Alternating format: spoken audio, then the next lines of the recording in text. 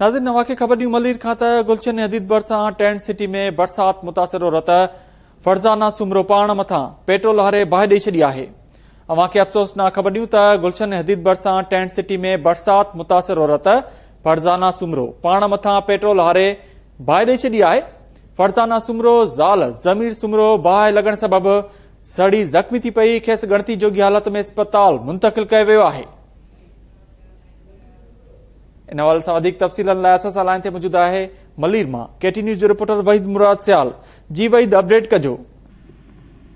जी बिल्कुल, गुलशन जी भरिसां सिंध सरकार जी टेंट सिटी में एक अफ़सोसनाक वाक़ियो पेश आयो आहे, जिते बारिश मुतासिर औरत आहे फरज़ाना सुमरो, जंहिं मुबैना तौर ते पंहिंजे मथां पेट्रोल हारे पाण खे बाहि ॾेई छॾी आहे।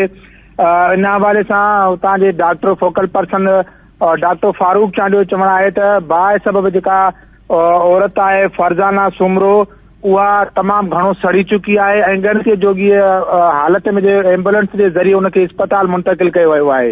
असांजी SHO स्टील टाउन सां ॻाल्हि ॿोल थी आहे, केटी न्यूज़ सां हुन ॻाल्हाईंदे चयो आहे त हीउ ज़ाल मुड़ुस जो जहिड़ो आहे ऐं उते जॾहिं पुलिस पहुती आहे त जेके मुख़्तलिफ़ जेके टेंट आहिनि उन टेंट में रहंदड़ बारिश मुतासिर ॿुधायो त हिते ज़ाल मुड़ुस जो जहिड़ो थी पियो, जंहिंमें जज़्बात में अची जेको आहे सो औरत पंहिंजे मथां पेट्रोल हारे बाहि ॾेई छॾी आहे। जेका औरत तव्हांखे ॿुधाईंदा हलूं त हिन वक़्तु तमामु घणो सड़ी चुकी आहे, उनजी हालत तमामु घणी गणती जोगी आहे।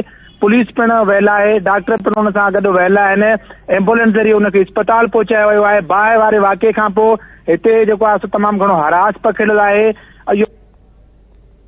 वॾी महिरबानी अपडेट करण लाइ वहीद मुराद सियाल।